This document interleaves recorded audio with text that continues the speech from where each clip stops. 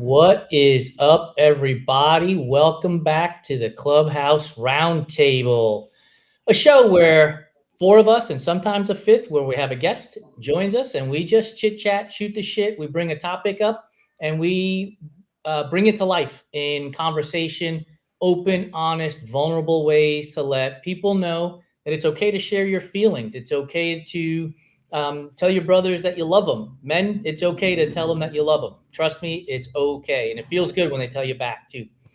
Today, we have Alex Baker from Catch Up to Cancer joining us.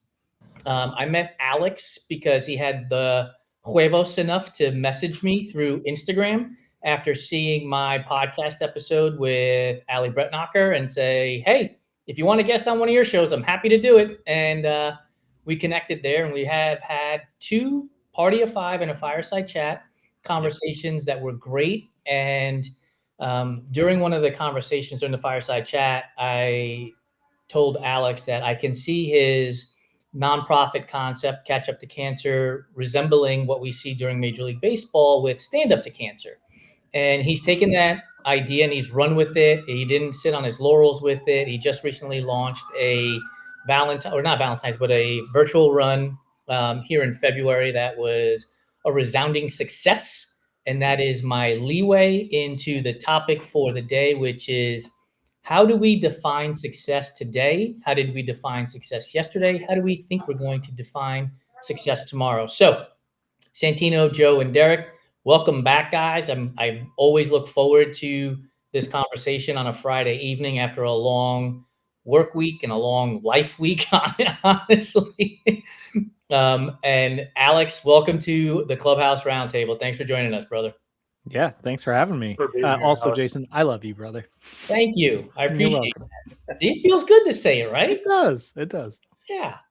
So we're gonna jump right in. We're gonna put you right into the skillet, and because your virtual run was a resounding success. We were talking before we got started, how happy you were with the turnout and the amount of money you raised for St. Jude Hospital and the London Marathon.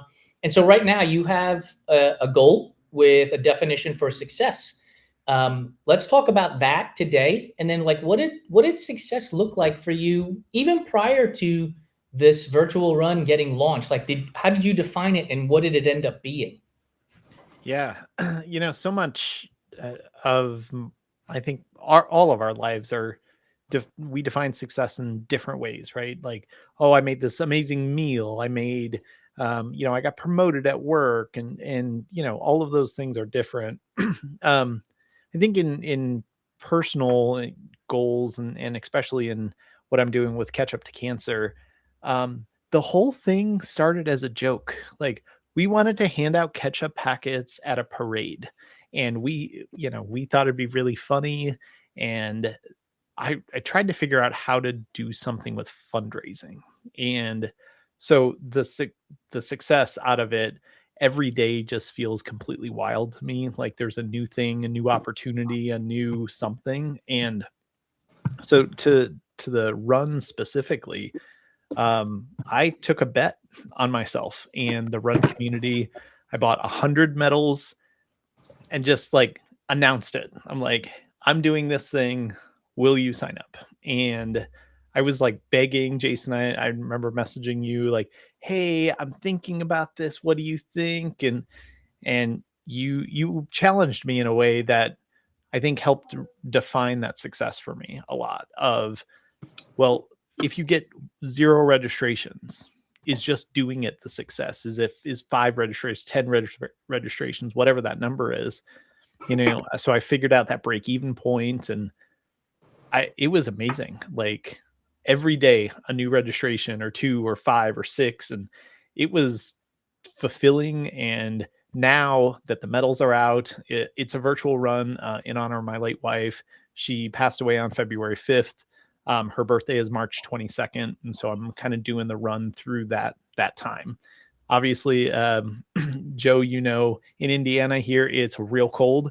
And so we have that,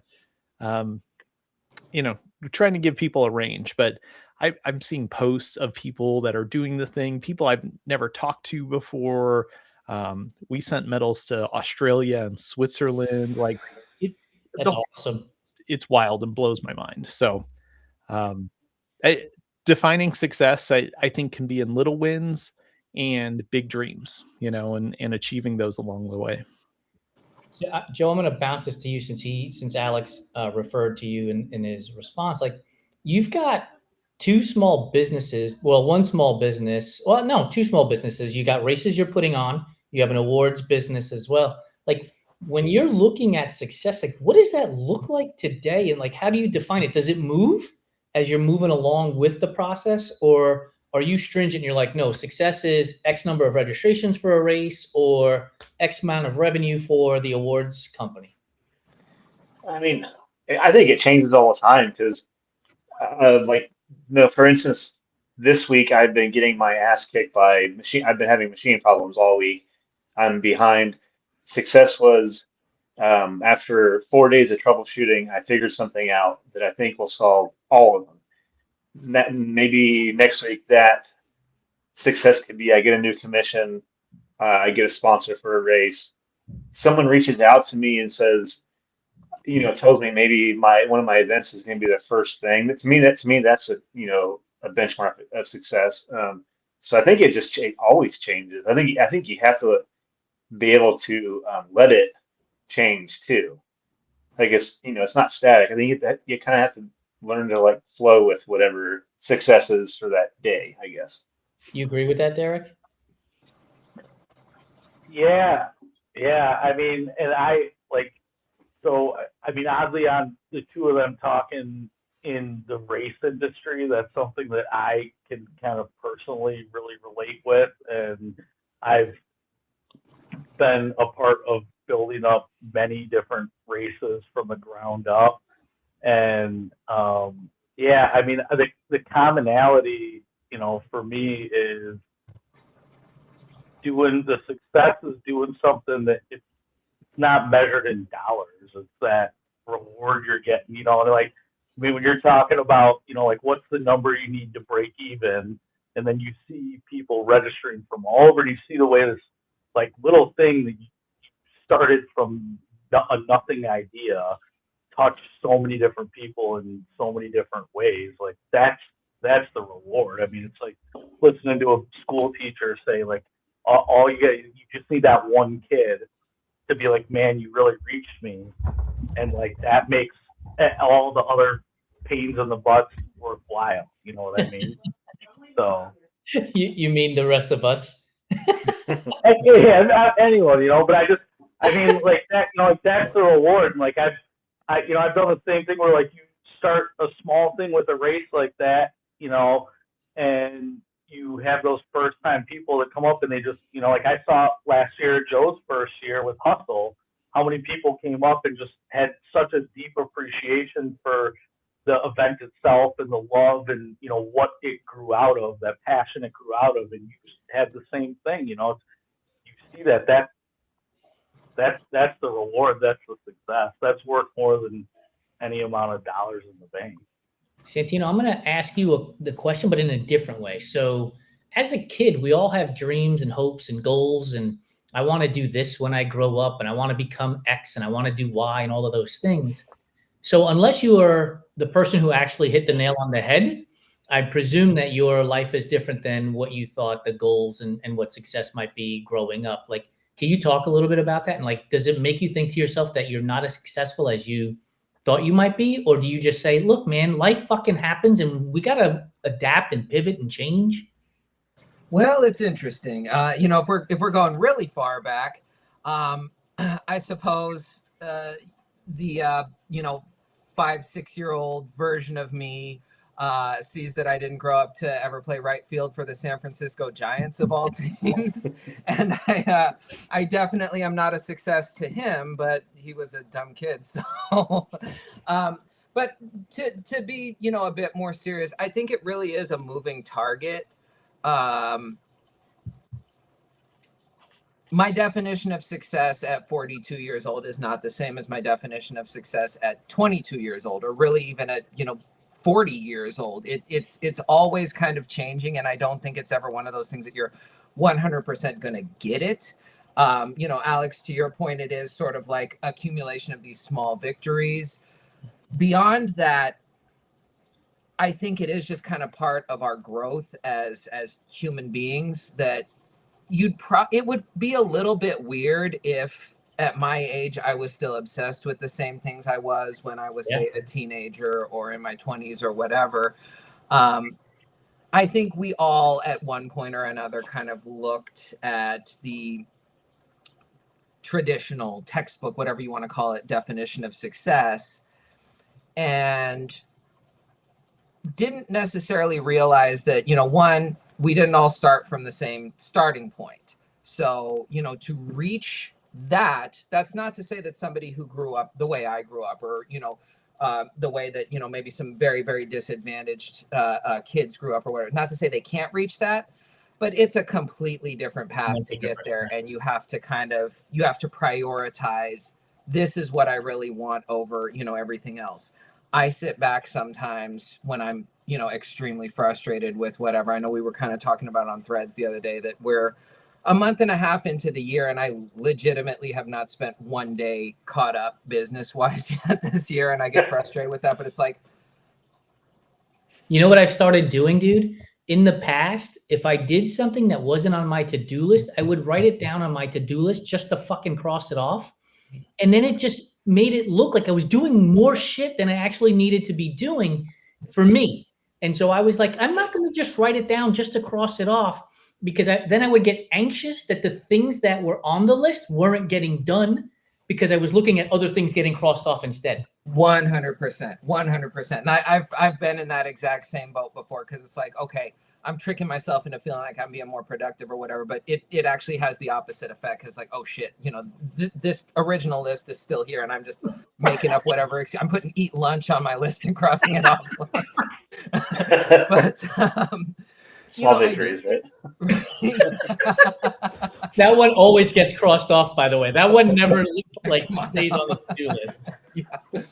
But it is one of those things where you do have to kind of zoom out and look at the bigger picture sometimes, because it's like, I know 6 years ago when I decided to kind of go out on my own business-wise, I don't think that, I had ever kind of built in, this contingency that, what if I fail, whatever, this and that, but it was still something that was pretty present in my mind, and it still is. But it's like, I can look back over these past years and be like, Jesus, not only have I been able to keep myself afloat, but like, it's been pretty good. So, right. And you can apply that to life. You can apply that to anything, because it's one of those things where it's like, okay, you've been to my house. I live in the burbs. It's a very typical, whatever. I don't live in, like a mansion or anything like that, but it's like, you know what? There's a lot of people who definitely would be looking at this like, damn, this is aspirational right here. You know what I'm saying? That's a great point, dude, because like we live in an apartment in West Hollywood. So somebody might not say, oh, I'd love to live in an apartment, but they might say, I'd love to live in West Hollywood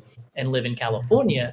And by success measurement, whatever that is a definition of success. That's a great point I had not thought of. The other thing you mentioned earlier was like the 5 or 6 year old to today. It reminded me of the Muhammad Ali quote that basically says, show me a man who thinks the same at 50 as he did at 20, and I will show you a man who wasted 30 years of his life. And so if we're not readdressing what success looks like for us, then we are essentially wasting our lives. And I'll bring this to the table. So Joe, you have a business. Santino, you have your business. Alex, I don't know if you run your own company or if you work for somebody. Yeah, I work for somebody now. Catch Cancer, obviously, but that's separate. Yeah, and maybe someday you might go into running your own business, but you probably have goals within corporate America too. When I started this company, I still have the very first picture. I had a 5-year plan that had revenue written out, and I texted it to myself, and I have it all, and I shared it with Lori. We're not even close to that number. Like, I will be upfront with you. We're not even close to what I thought those numbers would be. And I thought that would be successful. But what I didn't realize the success would be is what's in front of me right now. Like, you guys are the definition of success. The community that we have built, the connections that we have built, the opportunity for me personally to be open, honest, and vulnerable, to talk about being a drunk for, until about 12 or 13 years ago, to talk about disordered eating, for, not talking about it and now talking about it openly, talking about my mental health struggles with what success for this company looks like. Being able to talk about that is success. I can't pay my fucking rent with it. I got it. But that confidence that you gain from that does help you into the other areas, because you're like, here I am. Here's what I'm doing. If you don't like it, don't follow, don't interact, don't buy from me. And then life gets easier when I'm not chasing the dollar, shall we say. Like, the people that come to us want to work with us, and it makes those relationships so much better. Alex, you look like you were about to say something.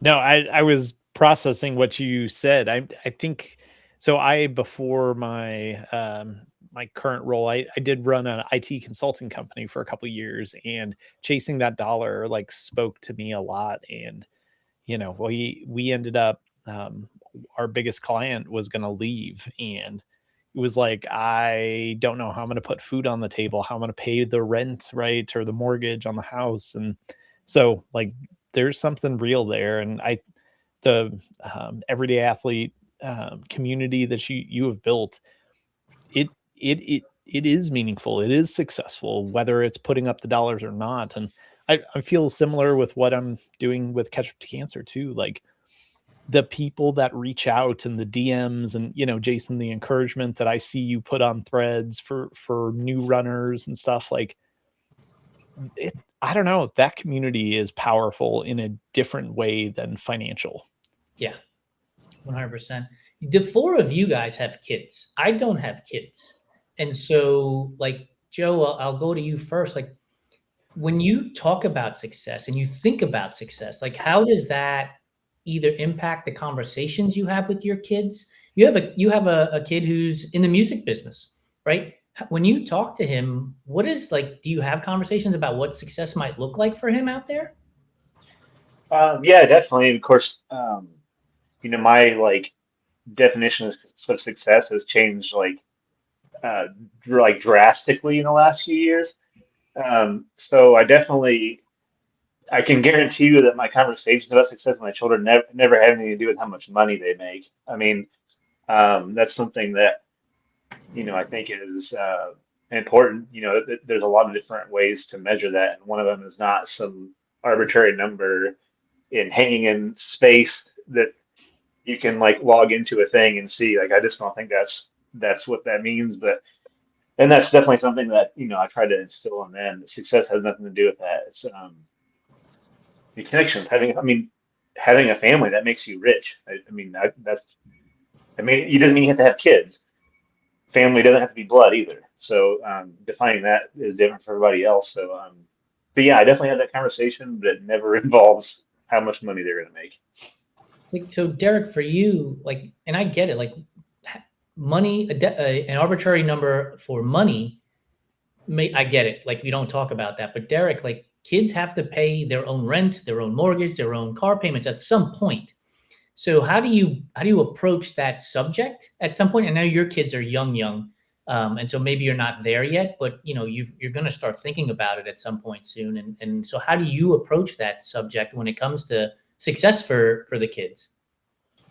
Well, I've been a independent contractor working for myself as an entrepreneur for my kids' entire lives.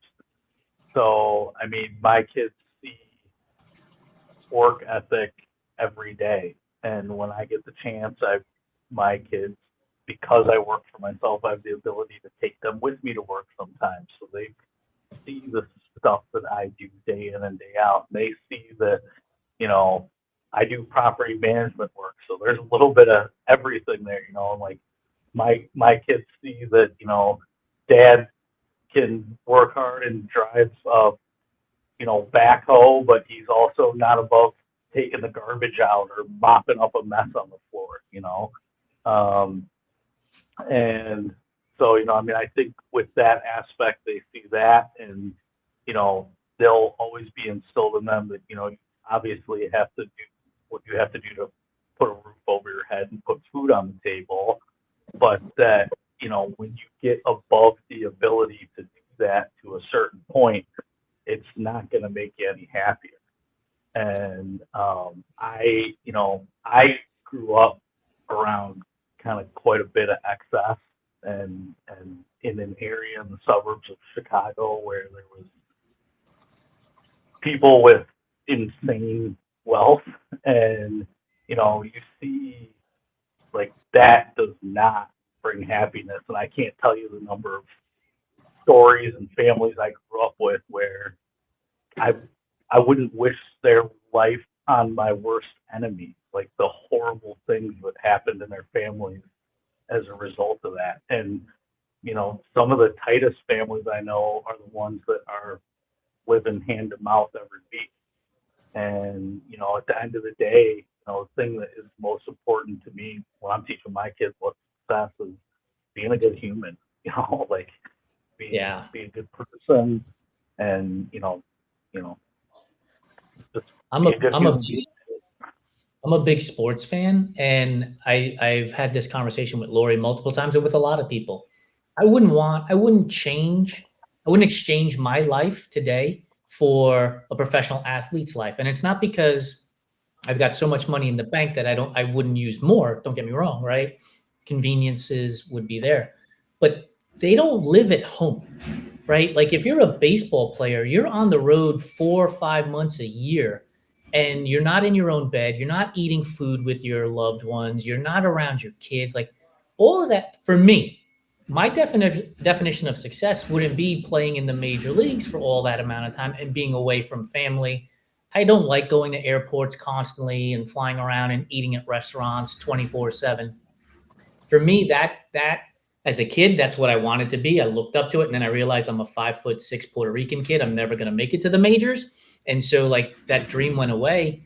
And I thought, and as I've gotten older, I just think about how much time they travel and how much time I spend with Lori. And I wouldn't sacrifice my time with Lori to be on a plane constantly, sleeping in hotel rooms and all of that stuff. So to your point, Derek, like you wouldn't exchange lives, even though some of those people were making, grandiose amounts of money and could afford whatever they wanted.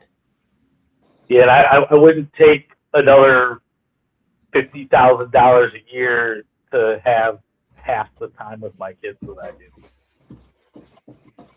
Santino, yeah, exactly. Santino, for you with your kid, like one of the things I think about, because she's a little bit older, is like social media is there and it's an influence. And we all, even though we as adults know it's bullshit, there are a lot of adults who still lean into it and get duped by it, right?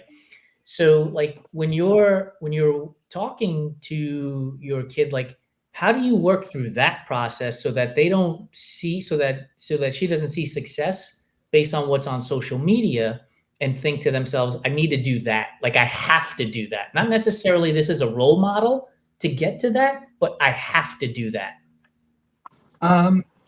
For me, I think kind of the main thing is demystifying all of it. I think back on, myself growing up as a kid, and, it was very much kind of a tale of two halves. Like I really thought we were doing a lot worse than we were at home, especially compared to my dad's house, where it's like, he's got a little bit of money, whatever, but he's like legitimately a terrible person, and you don't want to live around that. But, there was this weird kind of duality. So you kind of get this peek behind the curtain, and it's like, oh, I'm going to do whatever I have to do to get, X, Y, and Z. I want the nice cars. I want the nice clothes. And I did some shit as a kid. And, I think it was sort of that lived experience where it's like, oh, literally none of this is worth it. You're out here kind of like chasing a high, whatever. And it was something that obviously people had told me, but I had to experience it on my own, where it's like, this is not everything. So that's really kind of the major point I try and drive home with my daughter is, it's like, let's focus on, being a good person, being a happy person, doing the things that are fulfilling to you. And there's nothing wrong with wanting, X, Y, and Z. And even to the point where, I don't want to be one of those parents that totally spoils their kid. But if we're out shopping and it's like, oh, I really want this, whatever, cool. we can swing it. Let's get it, that sort of thing. And you see, these are just things. There's absolutely nothing special about it. There's no need to be out putting yourself in dangerous situations or hurting other people or just in general acting stupid to get these things, because once you get it, you realize it's just a thing.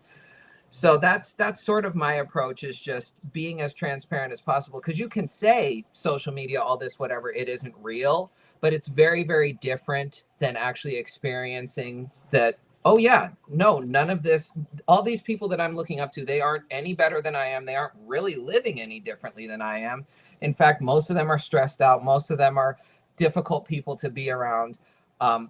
So, now that I've kind of gotten a little taste of this, I can then, tailor my own path to something that's going to make me a little bit happier. So that's really the lesson that I try and impart with my daughter, not just in terms of social media, but what you see on television, what you're seeing just kind of out in the world in general. So, Alex, I'm not even going to give you that question because I just realized behind you, I see New York, Boston, Chicago, and there are times underneath there. And I just realized, I think New York, I'm reading it backwards. Looks like it says 5/21/50. Yep. 5/21/20, I should say. Right? 20, yeah. I had to turn around and look. 5/15/20. People have this measurement of success of what a marathon finish time should be, right? And depending on who you talk to, if you're in the elite category, you're like 2.5 hours, 2:10, whatever it is, and people mid-pack, backpack. I looked at those images and I saw the times and I didn't even care about the fucking times. I was like, this dude's run New York, Boston, and Chicago. That's fucking cool. Like, that's in 1 year too. right. Three That was wild. So when you get into the sport of running, were you defining success for you by times, and then as abilities show up and training and skipped workouts because of life and kids and everything else that happens became, I just want to run presumably all the world majors based on what you have behind you. Yep. Yeah, because I've got the frames for London and Tokyo already up on the wall, just open, waiting. When I get up every morning, I've got the major medals on the wall that, as I roll out of bed. And so I'm looking at those goals every single day of, I put up the 6 frames before I'd even done a first one, and just dreaming about those things. And so when I started running, I definitely ran as hard as I could every single time, right? And PR'd every run, or Welcome to the club. Right. And as I, doing that in a 5K basis, it's a lot easier, but something switched when I started getting into the marathon distance. I can do a half marathon I'm proud of, good, just over 2 hours, 2:15 maybe. This is great. I'm crushing it. And then I get into the full marathon and dead. 5:21, 6:01, 6:24. I fall apart at the marathon distance. And so you're about to get spammed after all the coaches watch this, right? Yeah. I can get you faster. I can make you faster. But I don't care. For me, 2019 Alex would never have gotten off the couch. And beautiful. I just doing the thing one step at a time, forward is a pace. I don't care. I'm doing something. I am literally thousands of miles ahead of 2019 Alex, and that's a success. Yeah. I remember when I got into these sports, the marathon majors wasn't really a thing for me, but once I got into Ironman, it was can you get to Kona? What Ironman races do you want to do? And then I got into trail running, and it became, got to get into Western States, got to do UTMB. And I got fortunate. I mean, it's not skill, right? Yes, I had to run 100 miles to get a lottery ticket, but skill only gets you a lottery ticket. It's pure fucking luck that gets you into the race at this point. Mm-hmm. And so I was super fortunate to get into Western States and did it. But now we're going on this run club tour, and I don't know if it's the defiant person in me that is I'll fucking show you. I want to run Oakland and Pittsburgh and San Francisco and what you would call smaller races as opposed to the big named events. And again, I don't know if it's just that I'm going to fucking prove you wrong attitude that I've had my whole life, but success no longer is running in those big events. Like if I somehow manage to get a lottery ticket into UTMB and I get picked, I'm going to go, don't get me wrong. But my definition of success for myself is no longer that. And so and I'll present this to the other three guys now. Feel free to take it, whoever. Like when you first got into this stuff, was there a race or races that you were like, I'm going to do that? That's what success looks like. And as you've gotten further into these sports, maybe it's not as important as it used to be. And Derek, you've been shaking your head violently, so you might want to. Because I mean, you guys know my background. Like, I built a finish line at the Chicago Marathon for 8 years in a row. I've like worked and been to all the majors except Tokyo at this point. And I think they're all amazing in their own right. Okay. They're just, I kind of, in my mind, they're like apples to oranges. Like, you can't compare doing something like the Chicago Marathon or Leadville to something like doing, some awesome small neighborhood 5K that's been going on for 75 years, or, some back small 8-hour, community grassroots ultra event.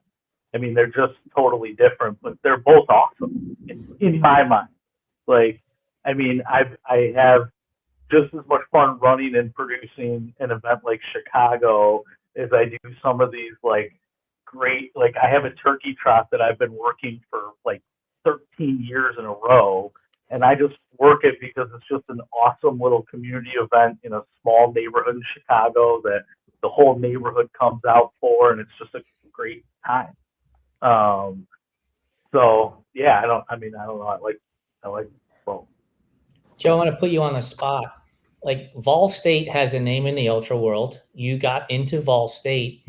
For you, is it, hey, I'm running Vol State, or is it, man, I've got 540K 540K to myself to run, explore who I am, explore the world around me, figure out what I want for myself, and that's the success, as opposed to, look at me, I ran Vol State and I'm going to hang that medal on the wall. Oh yeah, absolutely. I think we were talking about this recently. Is my perspective of what a finish line is really changing now that I've got into Vol State, because my training is different. I mean, I barely look at my watch anymore. I just take off and kind of go on a journey around the county. So my finish line is no longer Castle Rock, Georgia. It's literally, I'm going to focus on what I'm going to learn each day. So yeah, I mean, I think I'm just going to take it day by day, and just hopefully I learn something new each day, however long it takes me. I know I called my shot. I took a big swing on time, but don't gloss over it. Don't gloss over it. Well, yeah. So I called my shot, and I'm saying 7 days. That might be lofty, but that's okay. You have to take you could do that. Yeah. So so the finish line is just going to be what it is, and I plan on just kind of learning something new every single day along the way. Dude, that's my finish line. What I learned. I did Cocodona, and I basically ran 50 miles a day. You could do 50 miles a day. You'll be golden, man. Yeah, hope so. Santino, I'm going to put you in the hot seat too a little bit, because that's not the only reason, but the main reason we're doing this Run Club tour is you ran San Francisco, you missed your goal of 4 hours, and I immediately texted you when you posted, and I said, hey, if you really want to break 4 hours at San Francisco, I will happily run it with you and get you to that 4-hour marathon. Now, as a 52-year-old, maybe I'm fucking pulling at straws thinking I'm going to run a sub 4-hour marathon at San Francisco myself, but hey, we'll have fun doing it. But what happens if you don't? Like, your definition of success is breaking 4 hours, right? Like, what happens if you don't? So that is my kind of white whale in terms of running, and it's one of those things where I don't want this to sound, dismissive or whatever, this and that, but it's like my goals aren't necessarily the majors. I would run any major, if I could. I think it's a really cool thing. I'm never gonna like shit on them, but that's not necessarily like where my head is at. I will say that like Tokyo is definitely like a bucket list for me, but that's just More kind for of the more for the food. total experience. Yeah. More for the food. Yeah, exactly. But beyond that, it's just one of those things where it's like I mean, obviously I'm not a burner out there or anything, but it's like at every distance, I feel like my PR is respectable. I've certainly, come in under 4 hours at other marathons, and San Francisco is just the one that I've run the most. And it's like they've never come together for me. So it's one of those things where I don't even know what it would look like if I did do it. So, really what if I don't? Well, then I sign up again next year. I'm just going to run it every year until I finally do, or until But what I if you can't run do? anymore. So then what if you do? Is it off the bucket list then? Is it off the to-do list? Or like we talked earlier, cross it out? I really don't know, to be honest, because I've run it every year that I've kind of been serious about running. So, for the past however many years now, I don't know that I would just not, but at the same time, it's like, well, I finally did what I said I was going to do. So what more am I getting out of this? Yeah. It's a beautiful course. I really like it. Obviously, being from the Bay Area, it's just nice to kind of go back home and see everybody. But at the same time, I really don't know what it would look like if I did. So that's just kind of the other side of the coin when it comes to, I guess, success in this avenue is, my kind of one singular focus as a runner. I have no plan for what I would do if it were to happen. I tell you the similar story. Like I ran Rocky Raccoon 105 times. And the first year I ran it was like 20 hours. And it just all of a sudden became this fucking goal to break 19 hours. I was like, well, if I could break 20 hours, I could break 19 hours. And I ran the closest I got was 1912. And I'll tell you the story. We're coming down like the last, I don't know, 7, 8, 9, 10 miles. And my pacer was behind me. And I hit a rock and I go flying and I hit the ground so fucking hard that Brian said it sounded like a basketball popping when the air left my body. And I popped up and I start fucking running again because I was like, we got to break 19 hours. And after like 15, 20 steps, I was like, oh my God, everything fucking hurts. And I finished that year at like 1912. And so for the longest time, I was like 720 seconds. That's it. Over the course of 100 miles, over the course of 19 hours, it was 720 seconds, the difference between me breaking 19 hours and not. And then I went back a couple of times and I never got close again. But I've turned the page, right? Like I don't live in Texas anymore and it's no longer a thing. And it doesn't define me that I didn't break 19 hours because it was an arbitrary number that I set for myself. And so I think it probably plays into your scenario too, where like it's an arbitrary number for you to break 4 hours at San Francisco. And if you don't do it, you'll sign up. And I think if you do it, my personal feeling is you'll say to yourself, I need to go find something else to conquer now. And that could very well be the case. And, I don't know what that would even look like, but, I'm always up to something. So I'm sure I would find it. It's one of those things though, where I do have to, not that I ever really beat myself up over it or whatever, but I know last year was especially tough just because I had worked with a pretty strict coach. He's a really cool guy, but he was hard to work with. He's probably for people who take their running a little bit more seriously than me, that sort of thing. And I felt good getting into it and everything. And from the moment I crossed the start line, I was like, nope, today is not my day, that sort of thing. And I think that's where, I really I don't think I had a full on meltdown at the end, but I definitely just kind of got down on myself because it's like, what more am I supposed to be doing here? Especially my sister, who I mean, she's an athlete. It's not like she just, is some casual who decided, but like this was like her second marathon and she broke 4, like no sweat. So it's like, cool. But And the brother-sister rivalry heats up. yeah. But it's one of those things where, again, I keep saying it, but I don't even know what it would look like if I did. I'm sure there would be something else, because you can't just be like, well, I'm done running, let me go find a new hobby. But at the same time, yeah, once you do it, I don't think I'd ever be in a position where I'd be like, oh, well, let me see if I can break 3:45 in San Francisco or 3:30 or so. That's Right. for people who are a little more serious than me. But it is. It's an arbitrary number, and if I don't do it, I try again next year. If I do, then yeah, we'll find something else for sure. And we've got some fun events coming up too. Yeah. So it could be the kind of thing that one of our races after SF, it's like, oh no, I got to go back and try that again next year. I'm sure I can do better. Alex, I'm going to bring this to you, but I'm going to build on Santino's story. When I tried to qualify for Boston at the Las Vegas Marathon Rock and Roll a number of years ago, I think I had to run 3:15. And as soon as we got started, the paces were off. And I was like, there is no fucking way I'm going to get to 3:15.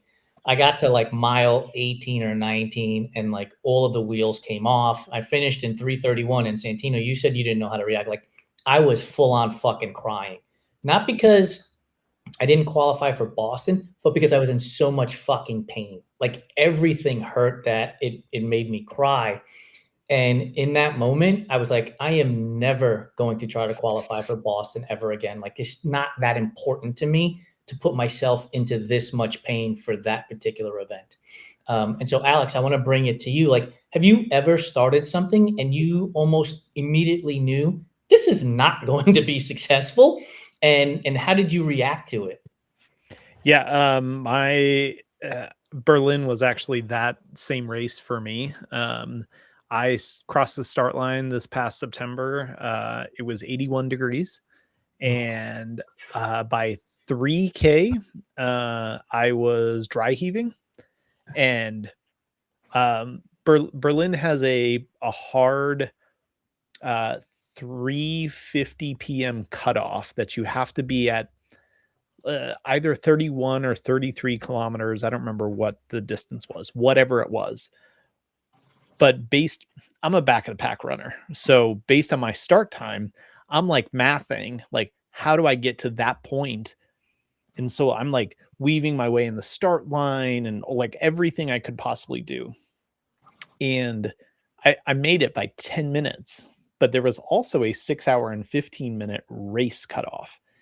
And so I knew at mile 9, I was already off pace. I was a mile slower than I should have been. And like, this was not my day. And I threw up 3 times on the course. Oof. And for 4.5 hours, I told myself, just quit. And it was the race that I'm most proud of, because it really was just keep moving forward. Amazingly, because I met both of the checkpoints, I still got it. It still counted.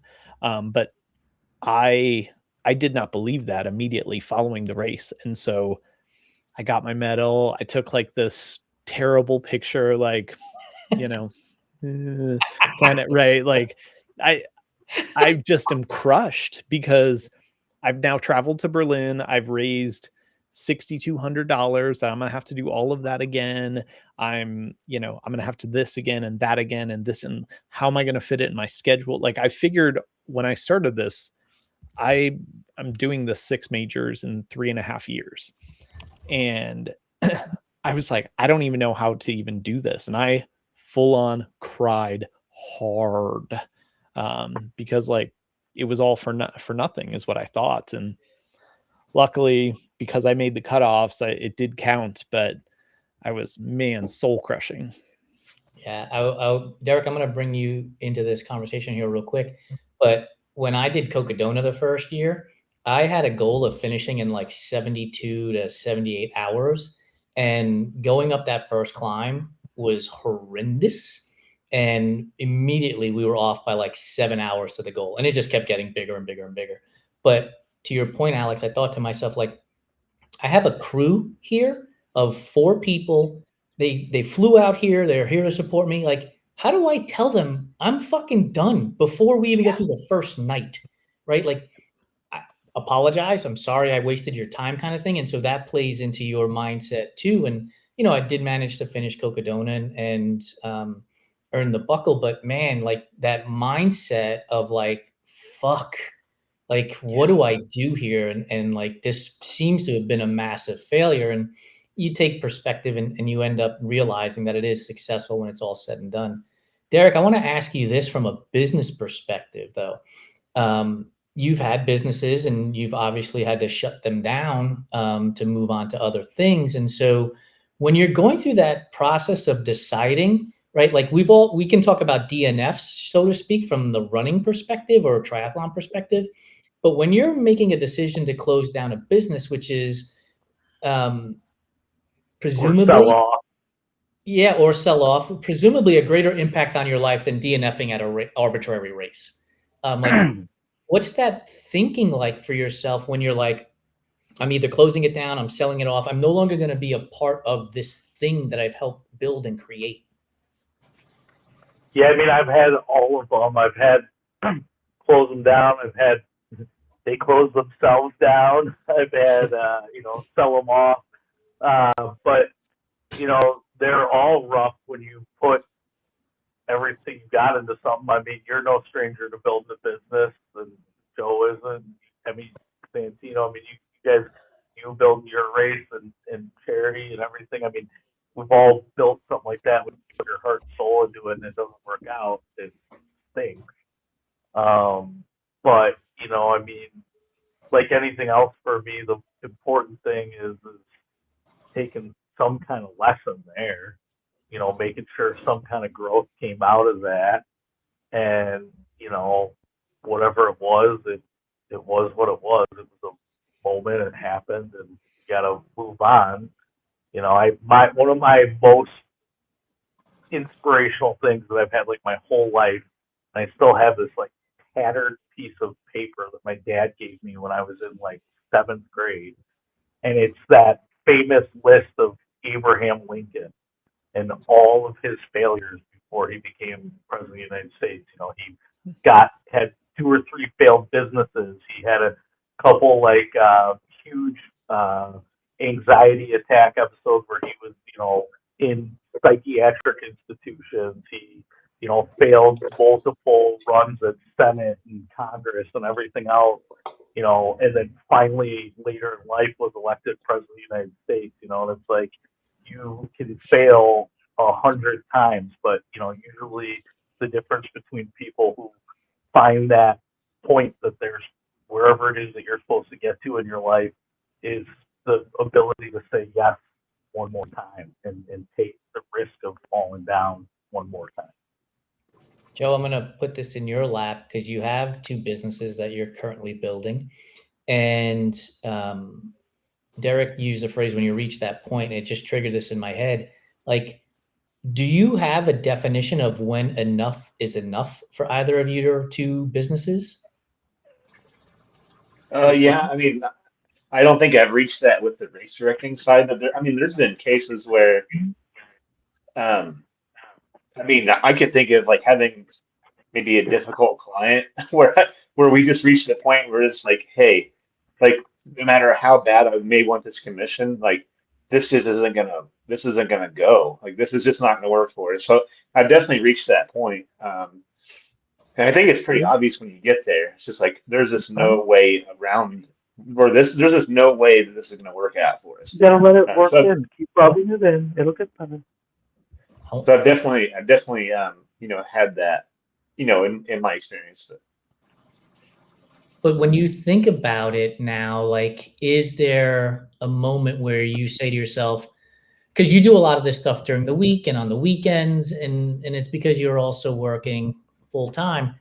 Like, if you get the ability to remove the full-time gig from it, and now you're full-time with your own awards business, our awards business, or race directing, is enough in a definition perspective where you're like, I'm going to work 45 weeks this year or 48 weeks this year instead of all 52 weeks because I'm burned out. I want to spend time with my wife. I want to, take my dogs for more walks. Like, is there a definition for you as to when enough is enough? Oh yeah, certainly. It's like I think about that phrase that you always say. I feel like once I reach a point where I'm like time poor, which unfortunately I'm up against that right now. I think that's kind of when you need to like realize like, hey, this is about as far as we can push this. So yeah, I mean, definitely. Yeah. So for anybody who has never heard me say it, what Joe's referring to is I always say I would rather be time rich and checkbook stable than checkbook rich and time poor. For me, that is the definition of when is enough, right? Where if all I'm doing is constantly cranking out work and it's becomes work is work. Like it's not always going to be joyous and unicorns and rainbows, right? But when it becomes something that I just despise in a way, then I know I've reached that moment, especially if it's consistent. If it look, one day a client doesn't pay their bill or somebody tells me to fuck off on the internet, that's a shit day. I got it. But if it doesn't happen the next day, it's just a phase and you turn the page. But if that becomes constant, that's when I know I've reached that pinnacle. Santino, you look like you were about to say something. Oh no, I'm right there with you guys in terms of that. And it's for me, I would like to someday be at a point where, and granted it's self-imposed, but like I don't have to get up and have it still be dark outside. I don't have to, constantly have a checklist of things at my desk that I'm always adding more to than checking off, things like that, whatever. That to me really is, if I ever get there, that would be when it's enough, when it's like bills are paid, obligations are taken care of. If I want to go do something fun, I don't have to think about it from a monetary standpoint. But at the same time, my time is mine and I can do whatever I want with it. That to me is, when I'd be able to kind of sit and take inventory and say, okay, cool, this is enough. It's I don't recommend him. What was the Rich Dad Poor Dad, Kiyosaki or whatever? Yeah. I don't subscribe to any of that bullshit. But he did say something once that has always kind of resonated with me, where it was like, you can only drive one car at a time. You can only sleep in one house at a time. So the way I took it anyway is like, we get so caught up in not even necessarily the quest for material things, but whatever the next thing is, we're proving to ourselves, we're proving to whoever else.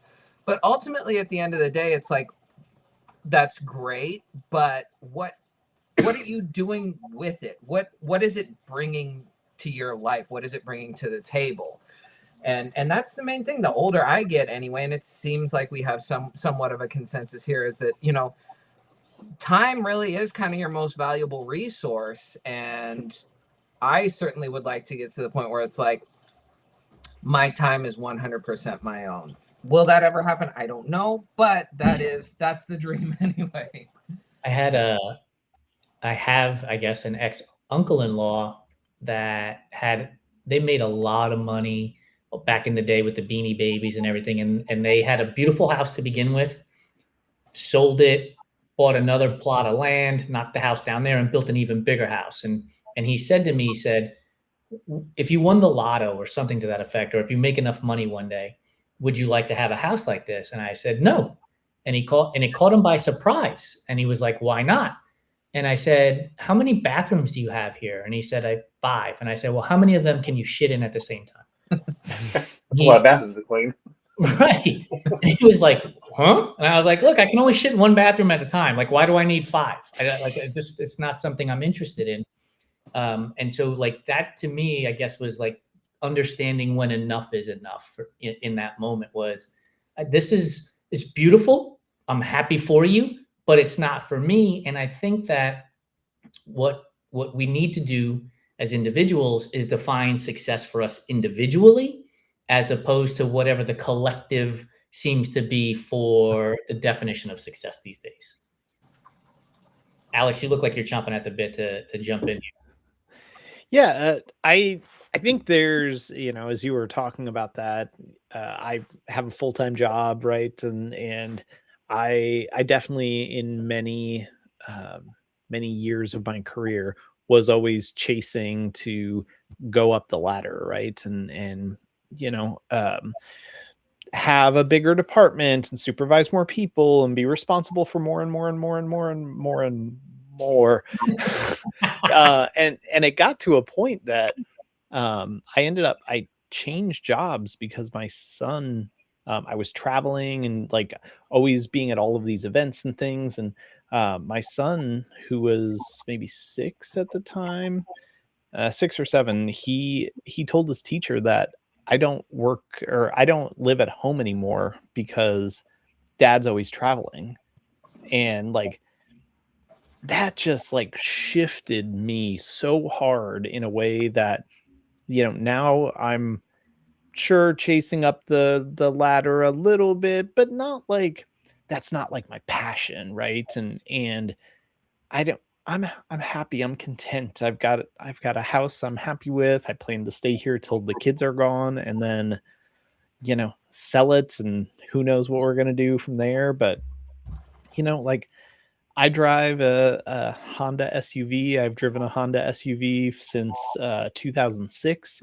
The My same last one? car I drove for uh I sold one. I drove my first Pilot for 13 years and then bought Nice. another one and I'm almost 10 years into that one. So, Yes. you know, like I don't need all of those things. And so yeah, to your point that chasing that stuff is great, but I don't know, being able to experience life and travel and go do things. My late wife taught me that. I reflected a lot more after her passing, but like she lived 80 years in her 36 years. And because she just wanted to do all the things all the time. And that to me is so much more valuable than, you know, chasing, working 80-hour week, right? To chase something that doesn't really matter. But man, if I can have those experiences, that means something. That's a part of why we are now here. It's 9 o'clock on the East Coast. It's 6 o'clock here. We started, it was light out. It's dark here now for me. But I get the experience of hanging out with 4 great people who come from different backgrounds, who can teach me all kinds of shit that I can't learn on my own. And so, like, I was up at 5 o'clock this morning to record a podcast episode with Adam Lee, who lives in Crow's Nest Pass in Canada. And now I'm here at 6 p.m. at night. So a full 12 hours of podcasting and all that stuff. And it would be easy to say, I can't do that recording because of A, B, and C, whatever the reason is, come up with one. But for me, it's the experience of getting to hang out with you guys, hanging out with Adam, getting to know each other, leaning into the friendships, leaning into the community. And that is so valuable to me that Lori and I use a phrase, it's not spreadsheetable. It's not something you can drop into a spreadsheet to calculate out. There's way more value here than anywhere else. We're bumping up on an hour, and I had this thought in my head, and I'd love for each of you to play along with me. All things being equal, you could do whatever you want. It gives you have free reign, make the amount of money you want, travel the amount of time you need. Everything is just utopia. What does the utopia job look like? And I'll start with you, Santino. Oh God. I don't know that it is a job, really. That's the whole thing. I don't. It's essentially office space. You know what I'm saying? If it would be the kind of thing where it's like, let me just see where the wind takes me today, that sort of thing. I think about it like this.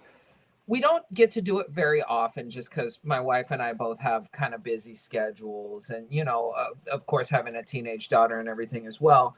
But it's like, I always think about the best days are the days when, you know, we just wake up with no plan. And it's like, hey, do you feel like going to the museum? We'll grab lunch in the city. We'll do whatever this. And the day just kind of takes you wherever the day wants to take you.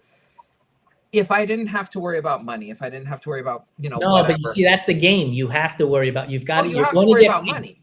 You're going to get paid. Know, like you got to get trust paid funder for it or something. I don't know. You got to get paid for it. I maybe one of those influencers who does like experiences for people. So that could be, you know, just stopping in random places, record it for content, whatever, this and that. And that's how I'm paying my bills.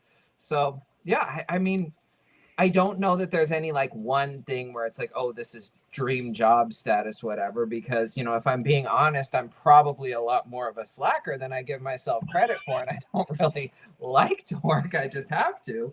So I'm going to give you the but- job because I thought Okay. about this because I know your family and I know how much you love art and you go to museums. And I was like, give the man enough money to give people tours at museums all across the world. Oh, that Where would be he can great. go in and you can go to the Louvre or you can go to the Museum of Modern History and wherever those are, you can go to the Art Museum in Philly and you give a tour at these museums all across the world and people are paying you to do it. So you get to travel, you get to taste the food in those places and you get to enjoy art, which is, I know is a big part of your life. So I've just created the job for you. Perfect. That's where do I sign up? Joe? Sure. I have no doubt that in the future there's going to be a job where you're going to have to wear a helmet where you walk around. Somebody's going to have to go in and get all the footage for the AI experience. And all this. There we go. Yeah. Just I'll be your virtual museum guide. And yeah, have like the big like Google Maps helmet. Yeah. You'd be like a human Waymo. You just have that thing spinning in your head. Yeah. Joe, what about you? My dream job would be race directing and making awards. I mean, I had this like vision where I can get up whenever the fuck I want to, and then get my run in, start the machines up, maybe play around with some hand tools in my wood shop. My family would be working for me, so maybe they would be here. We'd have lunch, and maybe we could, go hiking on the weekends more, and that would be my dream job. As much as I complain about race season because it's chaos, I mean, I do get like a lot of satisfaction when I see people holding these things at finish lines and I see the pictures. So that would be my dream job. Derek? Mine, I haven't spent any time thinking about this. Mine's super specific. So I would have a moderately sized boat that I could live on, and I would have a car on that boat. So whenever I got wherever I could get around on land. And the boat would be big enough to take me through any body of water in the world. And I'd be a licensed therapist of some kind doing online virtual work because I want to do something to help people and help them find what I've found. So. For those of you who don't follow Derek on social media, go do so right now because he always shares these thought-provoking memes and posts and GIFs and then his own videos. He's got great words of wisdom. So I would, the idea of being a therapist, dude, fits perfectly in with what you share on social media, which isn't clout chasing, right? Oftentimes people on social media would say, instead of sharing the idea of these words being motivating and inspiring, I'm going to share my boat with you instead, or I'm going to share this car that I'm driving around instead. But what you're sharing is not the clout chasing component of this story. It's the, if you get knocked down 7 times, make sure you get up 8 type of thing, which I think fits you perfectly based on what you share on social media as well. Alex, I'm going to go to you last because you started this conversation. So we're going to finish on you as well. So for me, it would absolutely be the Keith Hernandez Mets broadcasting job. He very rarely travels with the team. So he's always in New York and he broadcasts the games in New York. And the way I would set it up would be just like this, though. I'd have 4 or 5 of my closest friends who love baseball, maybe not all Mets fans, because we got to talk shit while we're watching the game too. And we're just watching baseball and talking about life, and we're interjecting stories into the game and sharing stories of the players and what their lives are like, and really just, honing our craft on talking about baseball because I love stories. I love baseball. I love being with my buddies. And if I could get paid to do that for a living and have fun with it at the same time without having to travel for 81 games out of market, sign me up all day, every day, and twice on Tuesday. Alex, you get to close out the show with the final answer. Well, I know we talked about it a lot on the fireside chats. I have Italian heritage, and my my grandmother on my maternal grandmother loved cooking and loved serving people, and I have found a very similar passion.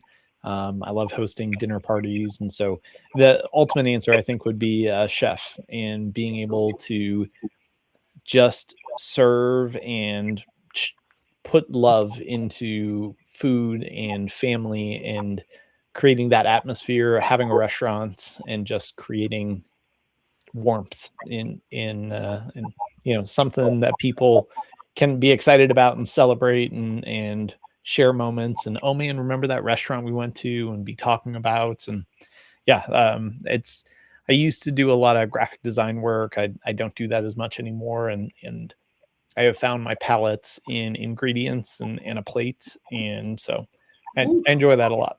Just sold the whole premise right there with that nice little marketing pitch on it all.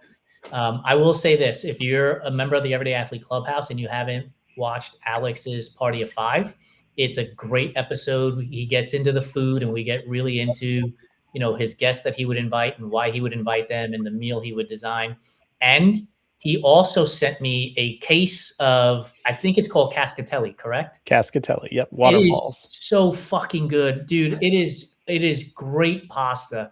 It looks like a waterfall. It holds the sauce. I use pesto mostly with it. Yep. It holds the sauce perfectly. Like it is. I thought bucatini, and I still think bucatini's like 1, but Cascatelli's probably like 1A at this point right now. Okay. All right. I'll take it. It is fantastic. And so thank you for sending over that. You're welcome. Just like a case. Yeah. It's a box of them. And it's really, really good. So if the man talks to you about food, pay attention because he knows it. Well, thank you very much. Fellas, thank you so much for hanging out with me for an hour here on the Clubhouse Roundtable. You always make my life better. And I know, Joe, we talk about what's in your earbuds Monday being our favorite day of the week. I'm going to now say what's in your earbuds Monday is my favorite Monday of the week. And Clubhouse Roundtable Friday is my favorite Friday of the week. I love all of you guys. Thank you so much for the friendships that you have bestowed upon me. And thank you for sharing your time with me. We'll see you all in a couple of weeks on the next Clubhouse Roundtable, where it'll just be the 4 of us again. As we continue to do this, we'll invite a guest every other week. Alex, thanks for sharing your time with us. I'll be sure to drop in the Catch Up to Cancer link and Instagram handles and everything else so people can follow you and help donate to Catch Up to Cancer. Derek, you had something to say? I just was saying thank you for joining us. Absolutely. Yeah. Thanks for having me, guys. Have a great one, everybody. Okay.